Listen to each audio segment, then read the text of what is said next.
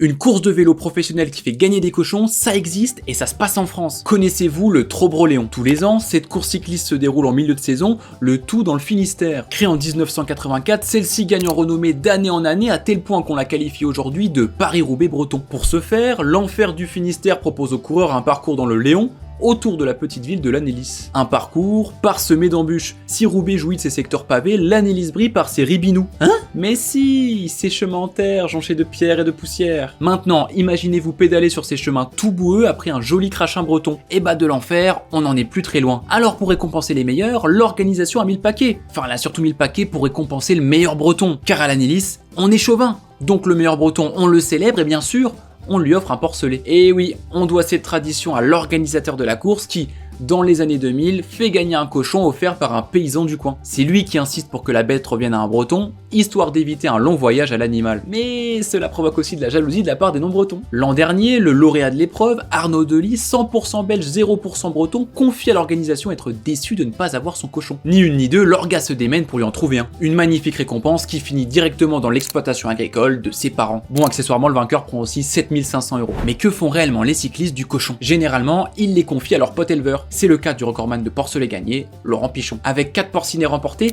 l'ancien cycliste avoue cependant que la fin de l'histoire est moins joyeuse. Dès l'âge adulte atteint, Laurent Pichon enfile son tablier pour accorder un ultime barreau d'honneur à son compagnon rose, la Classic World Tour du barbecue. Car comme le dit le dicton, dans le cochon, tout est bon. Et toi, tu ferais quoi du cochon?